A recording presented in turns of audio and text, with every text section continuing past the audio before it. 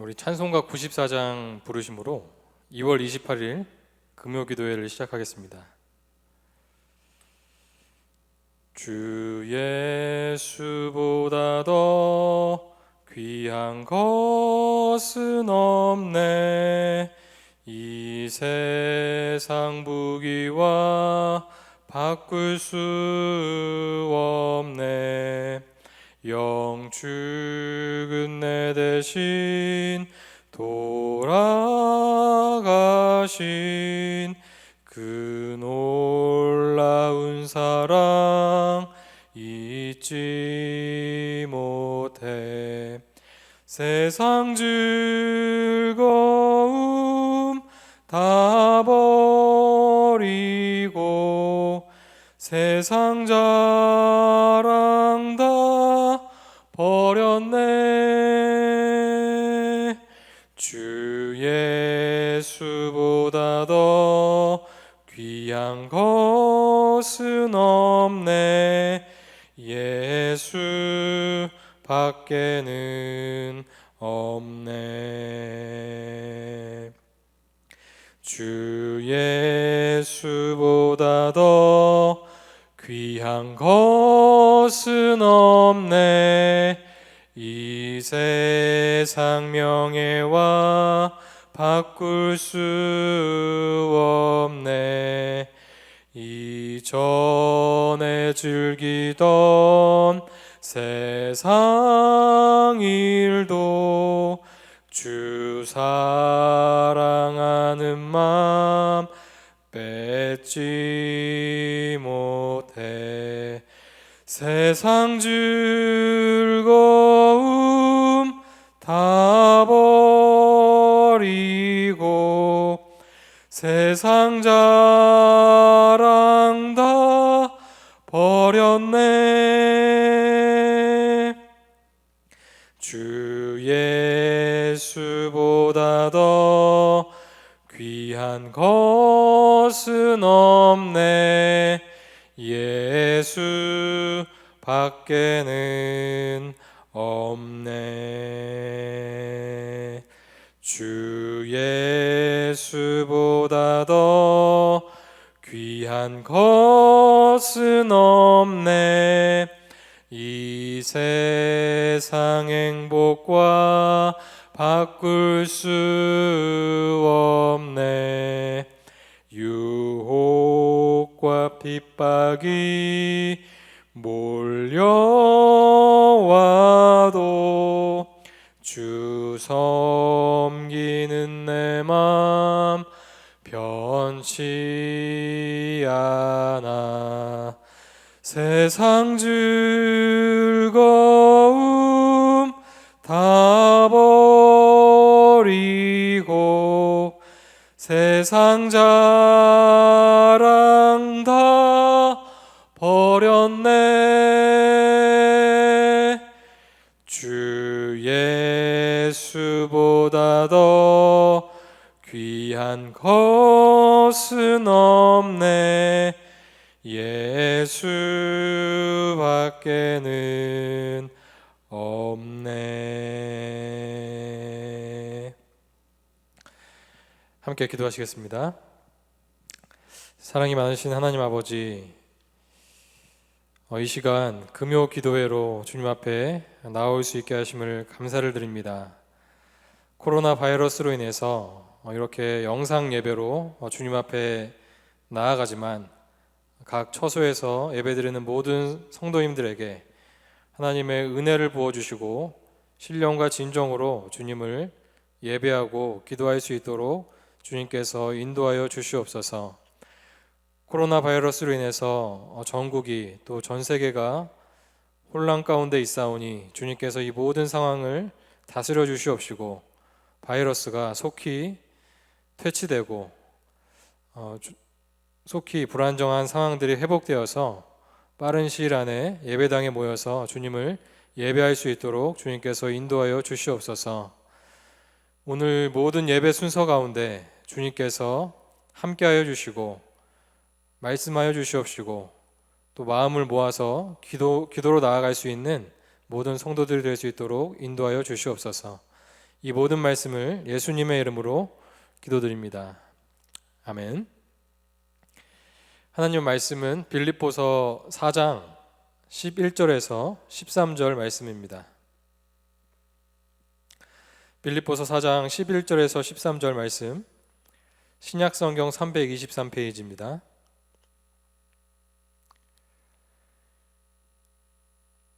제가 읽어드리겠습니다. 내가 궁핍함으로 말하는 것이 아니라 어떠한 형편에든지 나는 자족하기를 배웠노니 나는 비천에 처할 줄도 알고 풍부에 처할 줄도 알아. 모든 일 곧 배부름과 배고픔과 풍부와 궁핍에도 처할 줄 아는 일체의 비결을 배웠노라. 내게 능력 주시는 자 안에서 내가 모든 것을 할 수 있느니라. 아멘. 한 가지 질문을 드리면서 설교를 시작하도록 하겠습니다. 여러분들은 지금 행복하신가요? 제가 이런 질문으로 설교를 시작하는 이유는 이 오늘 말씀이 우리의 행복과 밀접한 관련이 있기 때문입니다. 우리 중에 어떤 사람은 현재 자신의 삶이 매우 행복하다고 느낄 수 있습니다. 또 어떤 사람들은 그렇게 행복하진 않다고 느낄 수도 있습니다. 또 우리는 우리가 처한 상황에 따라서 행복을 느낄 때가 있고 그렇지 못할 때가 있습니다. 그러나 우리 모두의 공통점은 현재 우리의 삶이 그리고 앞으로 미래의 우리의 삶이 행복하기를 바란다는 것입니다. 우리 중에 그 누구도 불행을 원하는 사람은 없을 것입니다. 그렇다면 우리는 어떻게 행복한 삶을 살 수 있을까요? 사전을 찾아봤더니 행복이라는 단어는 생활에서 충분한 만족과 기쁨을 느끼는 흐뭇한 상태라고 정의되어 있습니다. 이것으로 볼 때 행복이라는 것은 어떤 사람이 자신의 삶에 얼마나 만족하느냐의 여부에 따라 결정되는 것임을 알 수가 있습니다. 제가 한 가지 일화를 소개해 드리도록 하겠습니다. 미국의 한 음식점에서 일하는 이 종업원이 있었습니다. 그 종업원의 지능지수를 테스트해 본 결과 IQ가 무려 160 이상이었다라고 합니다. 이 소식을 들은 미 항공우주국 나사에서는 그 음식점으로 사람을 보내서 이 여자 종업원에게 이런 제의를 했다고 합니다. 많은 연봉과 사회에서 인정받을 수 있는 지위를 줄 테니 음식점에서 일을 그만두고 항공우주국 나사에서 와서 함께 일을 하자는 것이었습니다. 그런데 이 종업원의 대답은 뜻밖이었습니다. 그녀는 이렇게 대답했습니다. 저는 음식점에서 일하는 것이 항공우주국 나사에서 일하는 것보다 더 만족스럽고 기쁘고 행복합니다 라고 말입니다. 언뜻 생각했을 때 우리는 이 종업원이 왜 이런 좋은 기회를 거절했는지 잘 이해가 되지 않습니다. 그러나 이 일화에서 우리가 알 수 있는 것은 행복이라는 것은 매우 주관적일 수 있다는 사실입니다. 우리는 일반적으로 생각했을 때 음식점에서 일하는 것보다 항공우주국 같이 사회에서 인정받는 그런 곳에서 일할 때 더 큰 만족이 있을 것이라고 생각합니다. 그러나 방금 말씀드린 일화에서 이 여종업원은 그냥 초라한 음식점에서 일하는 것이 나사에서 일하는 것보다 더 행복하다라고 말하고 있는 것입니다. 이처럼 행복이라는 것은 매우 주관적이고 또 매우 내적인 것임을 알 수가 있습니다. 아무리 겉으로 보기에 화려하고 좋아 보이는 것이라 할지라도 어떤 사람에게는 그것이 행복의 조건이 될 수도 있고 또 그렇지 않을 수도 있는 것입니다. 우리는 여기서 행복의 중요한 원리를 발견할 수가 있습니다. 행복에 있어서 가장 중요한 것은 어떤 외적인 부분이라기보다는 자기가 얼마나 이 현재의 삶과 조건에 만족하고 있느냐의 여부인 것입니다. 예를 들어 A라는 사람이 아무리 좋은 환경과 조건에 있다 할지라도 A가 그것을 만족하지 못하면 그 사람은 불행하다고 느낄 것입니다. 반면에 A라는 사람이 겉으로 보기에는 정말 좋지 않은 환경과 조건에 있다 하더라도 A 스스로가 그 환경에 만족하고 있다면 그 A는 스스로 행복하다고 느끼며 살아갈 것입니다. 여기서 우리가 알 수 있는 것은 행복에 있어서 가장 중요한 것이 바로 자기 만족이라는 것입니다.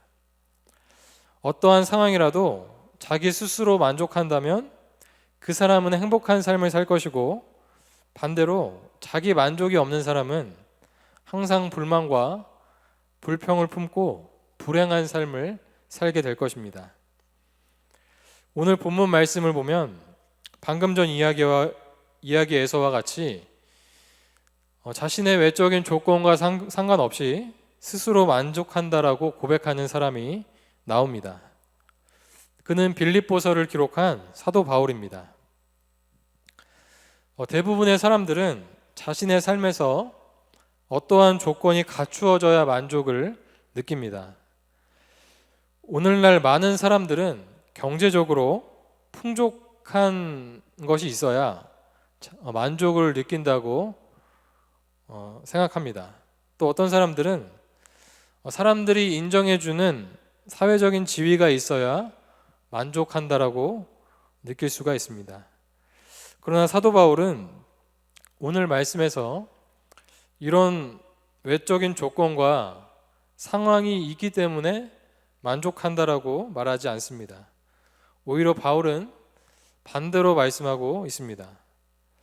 나는 내게 주어진 상황이나 환경이 어떠하든지, 그것이 풍족한 상황이든지 아니면 궁핍한 상황이든지 그것과는 상관없이 나는 만족한다라고 말하는 것입니다. 우리는 어떻게 해서 사도 바울이 자신을 둘러싼 상황과 외적인 환경에 상관없이 만족한다라고 고백하는지 질문하지 않을 수가 없습니다. 바울은 과연 무엇에 관심을 두고 살았길래, 또 어떠한 삶의 자세를 가지고 있었길래 외적인 조건과 상관없이 자신의 삶에 만족한다라고 말하는 것일까요? 오늘 읽은 빌립보서 4장 11절에서 13절 말씀이 바로 이 질문의 대답입니다. 첫 번째로 사도 바울은 자기 만족의 근거를 외적인 환경과 조건에 두지 않았다는 것을 알 수가 있습니다. 11절 말씀을 보면 바울은 어떤 형편에든지 자족하기를 배웠다고 고백하고 있습니다. 대부분의 사람들은 외적인 환경이나 조건에 영향을 많이 받습니다. 그래서 많은 사람들이 자신이 행복하려면 외적인 조건과 환경이 갖추어져야 된다라고 생각을 합니다. 한국을 살아가는 많은 사람들은 지금보다 더 좋은 집에 살아야 하고, 또 더 좋은 자동차를 타고 다녀야 행복해질 수 있다라고 생각을 합니다. 또 청년들은 더 좋은 직장에 취업을 해야 행복해질 것이다라고 생각을 하는 것 같습니다. 물론 우리가 살아가면서 더 좋은 환경과 외적인 조건을 추구하는 것은 무조건 나쁜 것은 아닙니다. 그러나 우리 안에 있는 욕망은 지금 현재에 만족하지 않고 끊임없이 더 많이 가지려고 하는 성향이 있음을 우리는 알아야 합니다. 우리 안에 있는 욕심이 멈추지 않는 한 우리는 계속해서 더 좋은 환경, 더 좋은 외적인 조건들을 추구하려고 할 것이기 때문입니다. 그런데 과연 우리의 바람대로 우리가 원하는 그런 외적인 조건들이 다 갖추어진다면 그때가 되어서 우리는 정말 행복한다라고 고백할 수 있을까요? 근본적으로 행복이라는 것을 우리가 둘러싼 외적인 상황과 조건에 그 기준을 두는 것이 바람직한 것인지 우리는 생각해 볼 필요가 있습니다. 만약 우리가 가지고 있는 우리의 재산이나 우리가 가지고 있는 어떠한 것들이 사라진다면 어떻게 될까요? 행복과 자기 만족의 기준을 외부적인 것에 두고 살아가는 사람들은 자신이 가지고 있는 것들이 사라지면 자신의 행복도 사라질 것입니다. 오늘 말씀에서 사도 바울은 자기 만족과 행복의 기준을 외적인 것에 두지 않았다라고 고백하고 있습니다. 그는 어떠한 형편에서든지 자족하기를 배웠다고 말합니다. 바울에게 있어서 행복은 물질적인 풍요로움에 있지 않았습니다. 12절에서 말하듯이 자신은 풍부에 처할 줄도 알고 배고픔에 처할 줄도 안다고 말하고 있습니다. 이 말은 바울은 풍부에 처하든지 궁핍에 처하든지 그러한 외적인 것들은 자신의 행복과는 자신의 만족과는 상관이 없다라고 말하는 것입니다. 만약 바울이 많은 사람들이 그렇게 생각하듯이 경제적인 풍요로움이나 외적인 조건에 자신의 행복을 두고 있었다면 이렇게 말할 수 없었을 것이고 지금 기록하고 있는 빌립보서도 쓸 수 없었을 것입니다. 빌립보서는 바울이 감옥에 있을 때 기록한 편지입니다. 바울은 이 편지에서 주님 안에서 기뻐하라고 반복적으로 권면하고 있습니다. 바울이 주 안에서 기뻐해야 된다라고 이렇게 권면하는 편지를 쓰는 장소는 바로 감옥이었습니다. 결코 기뻐할 수 없는 외적인 환경이었던 것이죠. 그럼에도 불구하고 그러한 열악한 상황에서 바울은 주님 안에서 기뻐할 수 있었고 또 빌립보 성도들에게 주님 안에서 기뻐해야 된다라고 말하고 있는 것입니다. 이것으로 볼 때 바울은 자신이 처한 환경이나 자신이 처한 어떤 외적인 조건에 행복의 기준을 두지 않았다는 것을 알 수가 있습니다. 두 번째로 바울이 어떠한 형편에서도 자족할 수 있었던 이유는 12절 말씀에 나와 있습니다. 나는 비천에 처할 줄도 알고 풍부에 처할 줄도 안다고 고백합니다. 자신은 모든 상황에 처할 줄 아는 일체의 비결을 배웠다고 고백하고 있습니다. 바울은 예수님을 만나고 그 이후의 삶을 예수 그리스도의 복음을 전하는 삶에 헌신하였습니다. 사도행전을 보면 바울이 세 차례에 걸쳐서 전도 여행을 다녔다라는 것을 알 수가 있습니다. 사도행전에 기록되어 있듯이 사도 바울은 여러 지역을 돌아다니며 복음을 전했고 교회를 세웠습니다. 바울은 예수님을 만나고 이러한 복음 사역을 감당하면서 수많은 어려움들을 겪었습니다. 예수님은 바울을 만나주시고 복음 전도자로 부르실 때 사도행전 9장 16절에 이렇게 말씀하신 부분이 있습니다. 그가 내 이름을 위하여 얼마나 고난을 받아야 할 것을 내가 그에게 보이리라 하시니 라고 사도 바울을 복음 전도자로 부를 때 이렇게 말씀하신 것입니다. 실제로 사도 바울은 예수님을 만난 이후에 복음을 전하는 사역을 하면서 여러 가지 어려움과 고난을 당했습니다. 유대인들의 시기와 박해가 있었고 심지어 유대인들로부터 돌로 맞아서 죽을 뻔한 적도 있었습니다. 바울은 이 예수님 때문에 자신이 당한 고난을 고린도후서 11장에서 자세하게 말하고 있습니다. 바울은 감옥에 갇히기도 했고 40의 감한매를 5번 맞았습니다. 그뿐 아니라 배를 타고 가면서 5번이나 파선을 당했고 여행 중에 강도를 당하는 등 수많은 어려움을 당했다고 말하고 있습니다.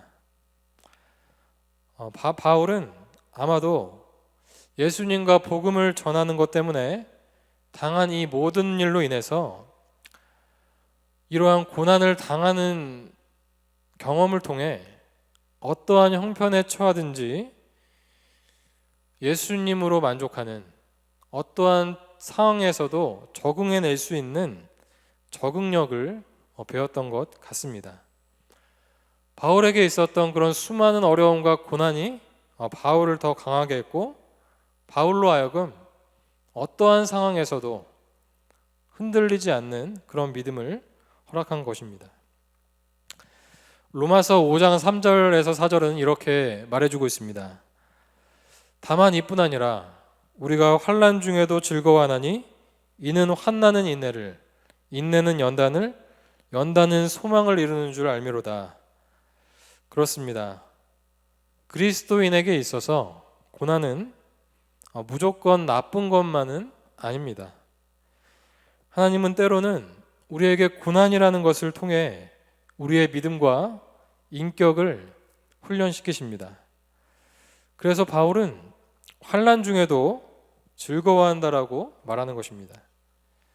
하나님께서 허락하신 고난을 우리가 잘 견디고 인내할 때 그것을 통해 우리는 하나님으로부터 훈련을 받고 우리의 믿음과 인격이 성장할 수가 있습니다. 그렇게 변화된 인격으로 말미암아 우리는 결국 소망을 이루는 삶을 살 수 있습니다. 바울도 자신의 삶 가운데 있었던 수많은 어려움과 고난을 통해서 그의 믿음과 인격이 훈련을 받았고, 그 연단된 인격으로 말미암아 바울은 어떠한 상황에서도 자족할 수 있게 된 것입니다. 사도 바울은 오늘 말씀에서 자신은 어떠한 형편에서든지 자족하기를 배웠다고 말하고 있습니다. 바울이 이런 고백을 할 수 있었던 첫 번째 이유는 자기 만족의 근거를 외적인 환경에 두지 않았다는 것입니다. 그리고 사도 바울이 이런 고백을 할 수 있었던 두 번째 이유는 어떠한 상황에서도 적응할 수 있는 일체의 비결을 배웠기 때문입니다. 방금 말씀드린 대로 바울의 사역 가운데 있었던 수많은 어려움과 고난을 통해 그는 믿음과 인격이 훈련됨으로 말미암아 어떠한 상황에서도 적응할 수 있는 그런 비결을 배웠던 것입니다. 그렇다면 이제 마지막으로 바울이 체득한 어떠한 형편에서도 만족할 수 있는 그 비결은 과연 무엇인지를 살펴보기를 원합니다. 바울은 수많은 어려움을 통해 이 비결을 배웠는데 이 비결의 실체가 무엇인지를 우리가 생각해 보기 원합니다. 13절이 바로 그 비결의 실체를 우리에게 말해주고 있습니다. 13절을 제가 읽어드리겠습니다. 내게 능력 주시는 자 안에서 내가 모든 것을 할 수 있느니라. 아멘. 바울이 어떤 형편에서든지 만족할 수 있는 비결은 다름이 아닌 그 모든 형편과 상황에서 그 모든 것을 이기게 할 수 있는 능력을 주시는 예수님 안에 거하는 것이었습니다. 바울은 자기 자신에게 그 모든 것을 이길 수 있는 능력이 있다고 말하지 않습니다. 오히려 바울은 그 모든 것을 이길 수 있는 능력은 오직 예수님에게서 온다라고 말씀합니다. 바울 자신이 항상 그 예수 그리스도 안에 있었기 때문에 모든 형편에서도 만족할 수 있었던 것입니다. 예수님 안에 거하는 것, 이것이 바로 바울이 체득한 모든 형편에서도 자족할 수 있는 비결입니다. 세상의 많은 사람들은 설교 서두에서도 말씀드렸듯이 자신이 처한 외적인 조건에 따라 행복이 결정된다라고 생각을 합니다. 대부분의 사람들은 경제적으로 풍요로울 때 행복해질 것이라고 생각을 하고, 경제적으로 궁핍하면 불행해질 것이라 생각합니다. 이런 사람들은 행복과 자기 만족의 기준을 외적인 것에 두는 것입니다. 그러나 사도 바울은 외적인 상황이 풍부하든지 궁핍하든지 상관없이 자족할 수 있는 비결을 배웠습니다. 그 비결은 바로 우리의 상황이 어떠하든지, 우리가 풍부하든지 궁핍하든지, 우리의 상황이 좋든지 나쁘든지 그 모든 상황에서 예수 그리스도를 바라보는 것입니다. 바울은 자신의 상황과 여건이 어떠하든지 이 예수님 안에 있는 것으로 만족했던 것입니다. 저와 여러분은 바울과 같이 어떠한 상황에서도 오직 예수님만으로 만족하고 계십니까? 우리가 처한 외적인 환경과 상관없이 예수님으로 만족하기 위해서는 무엇보다 우리의 가치관이 바뀌어야 합니다. 바울은 자신의 인생의 최고의 가치를 예수님께 두었기 때문에 자신이 처한 환경과 상관이 없이 예수님 한 분으로 만족하고 있는 것입니다. 바울은 자신의 사역 가운데 수많은 어려움과 박해와 고난을 겪어야 했습니다. 그럼에도 불구하고 바울은 빌립보서 3장 10절에서 11절에 이렇게 고백하고 있습니다. 내가 그리스도와 그 부활의 권능과 그 고난의 참여함을 알고자 하여 그의 죽으심을 본받아 어떻게 해서든지 죽은 자 가운데서 부활에 이르려 하노니. 바울은 자신의 삶 가운데 있었던 수많은 어려움과 고난을 이런 식으로 이해했던 것입니다. 바울은 자신에게 고난이나 궁핍이나 어떤 어려운 환경이 있을 때 그것이 자신의 불행의 이유가 되는 것이 아니라 오히려 환경이 열악하고 힘들 때, 그 어려울 때, 고난이 있을 때 오히려 예수님을 더욱 깊이 알아가게 되었다라고 고백하는 것입니다. 바울은 고난이 있을 때 그것을 불행하다고 느낀 것이 아니라 이것을 통해서 내가 예수님의 고난에 참여할 수가 있기 때문에 오히려 그 고난을 통해 감사하고 만족하고 있는 것이죠. 바울이 이런 자세를 가질 수 있었던 것은 사도 바울이 만난 이 예수님이 바로 이 땅에 오셔서 우리들을 위해서 고난을 당하시고 십자가를 지셨기 때문입니다. 그래서 바울은 고난을 그저 불행의 조건으로 생각한 것이 아니라 이 예수 그리스도를 알아가는 과정으로 이해하고 받아들였던 것입니다. 바울의 삶 가운데 고난과 어려움이 많았지만 반대로 그렇지 않을 때도 있었을 것입니다. 12절 말씀에 보면 자신이 풍부에 처할 때도 있었다라고 말하고 있기 때문입니다. 대부분의 사람들은 자신의 삶에 고난과 어려움이 없고 모든 일이 잘 되어갈 때 교만해지기 쉽습니다. 그러나 바울은 그러한 상황에서도 교만해지지 않았다라고 고백하고 교만해지려고 할 때 자족하는 마음을 가졌다라고 말합니다. 바울은 자신의 상황이 풍요롭고 일이 잘 되어질 때 교만해지지 않았고 그때에도 예수님을 묵상했습니다. 아마도 바울은 교만한 마음이 생길 때마다 예수님의 겸손을 묵상했을 것입니다. 빌립보서 2장 5절에서 8절은 예수님의 겸손을 우리에게 잘 보여주고 있습니다. 제가 한번 읽어드리겠습니다. 너희 안에 이 마음을 품으라. 곧 그리스도 예수의 마음이니 그는 근본 하나님의 본체시나 하나님과 동등됨을 취할 것으로 여기지 아니하시고 오히려 자기를 비워 종의 형체를 가지사 사람들과 같이 되셨고 사람의 모양으로 나타나사 자기를 낮추시고 죽기까지 복종하셨으니 곧 십자가에 죽으심이라. 아멘. 이처럼 바울은 자신의 상황이 어떠하든지 예수님께 집중했습니다. 바울은 자신의 상황이 좋지 않다고 움츠러들지 않았고 또 자신의 상황이 좋을 때에 우쭐대지도 않았습니다.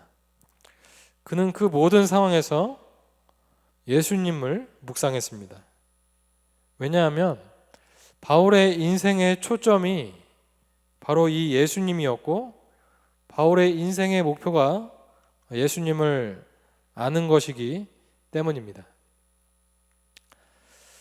우리는 바울의 삶에 어떠한 일이 있었길래 이 오직 예수 그리스도 한 분에게 집중하고 그분만을 추구할 수 있었는지에 대해서 우리는 궁금해집니다. 그것은 바울이 다메섹에서 예수님을 만났기 때문입니다.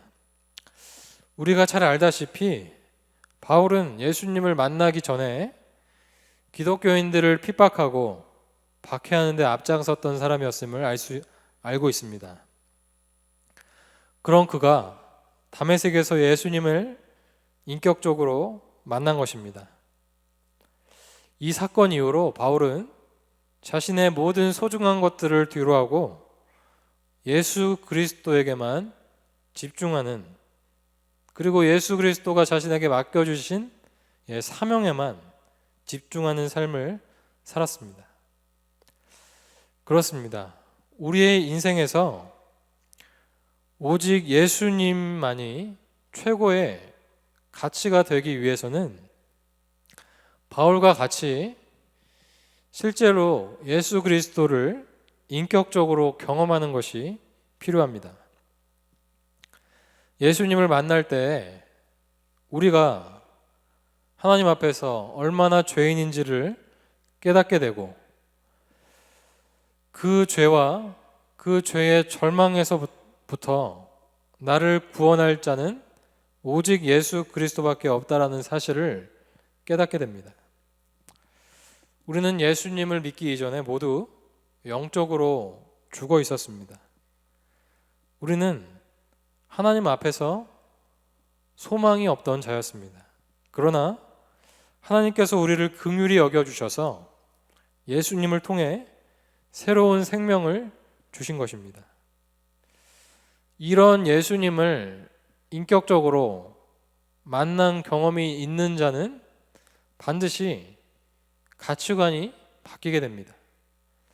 예수님을 만나기 이전에는 이 땅에 눈에 보이는 것들을 소중하게 여기며 살았지만 이렇게 예수님을 만난 후에는 이 땅의 것에 가치를 두는 삶이 아니라 예수님께 가치를 두고 눈에 보이지 않는 영적인 것에 더 큰 가치를 두고 살아가게 되는 것입니다. 이처럼 예수님을 만나고 가치관이 바뀔 때 우리는 이 예수님 안에서 만족하는 삶을 살 수가 있는 것입니다.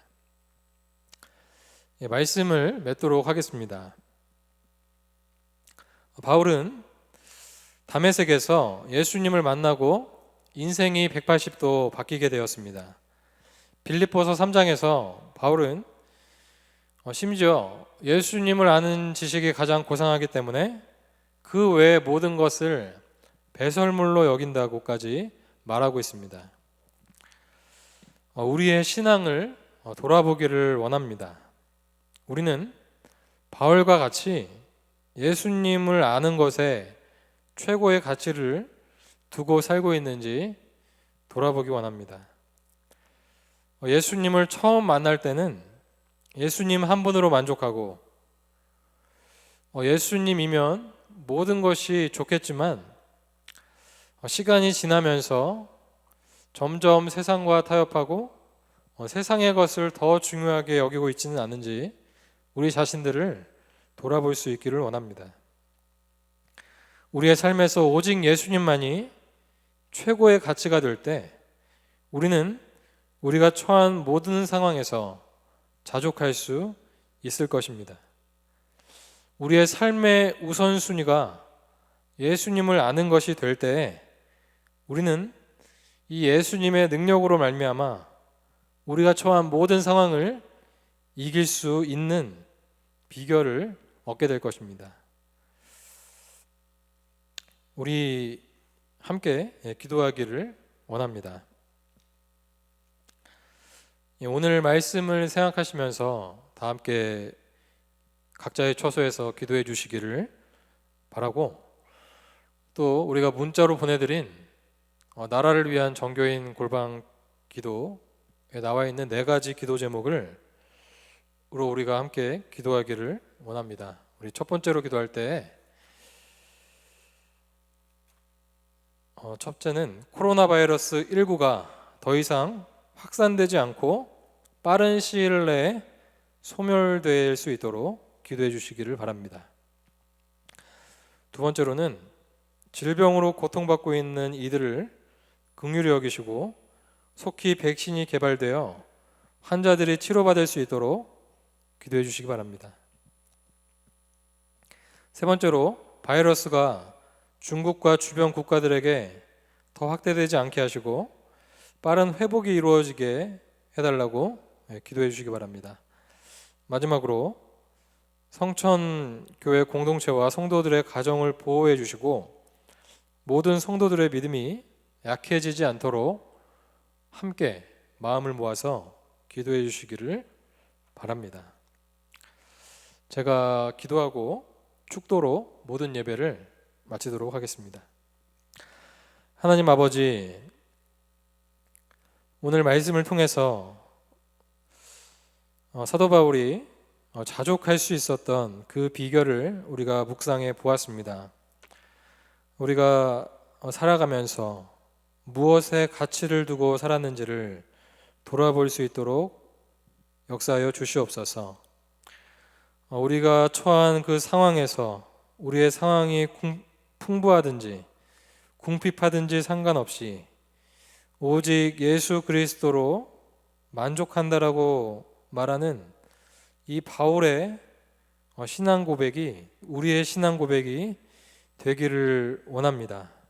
세상 사람들처럼 눈에 보이는 것에 따라서 외적인 조건에 따라 우리의 행복이, 우리의 만족이 결정되지 않도록 도와주시고, 우리의 상황이 어떠하든지, 우리의 상황이 좋든지 나쁘든지 풍요롭든지 궁핍하든지 그 어떠한 상황에서도 예수님 안에 우리가 있음으로 말미암아 그 상황을 통해서 예수님을 바라보는 것을 통해 우리가 만족할 수 있는 그런 신앙이 될 수 있도록 인도하여 주시옵소서.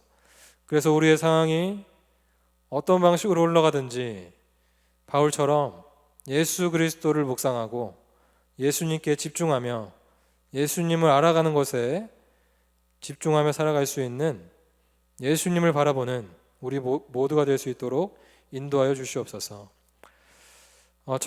전국이, 전 세계가 코로나 바이러스로 인해서 또 어려움 가운데 있사오니 이 모든 상황을 주님께서 속히 해결하여 주시옵시고, 또 성천교회가 이것으로 인해서 주님으로부터 멀어지지 않도록 도와주시옵시고, 오히려 이 상황 속에 하나님을 더욱더 바라보며 예수님을 더욱더 바라보는 그런 신앙으로 세워질 수 있도록 인도하여 주시옵소서. 이제는 우리 주 예수 그리스도의 은혜와 하나님의 크신 사랑과 성령의 함께하심이 어떤 상황에서도 예수님 한 분으로 만족하기를 다짐하는 각자의 처소에서 예배드리는 모든 성도들의 가정과 삶 가운데 영원토록 함께 있을지어다. 아멘.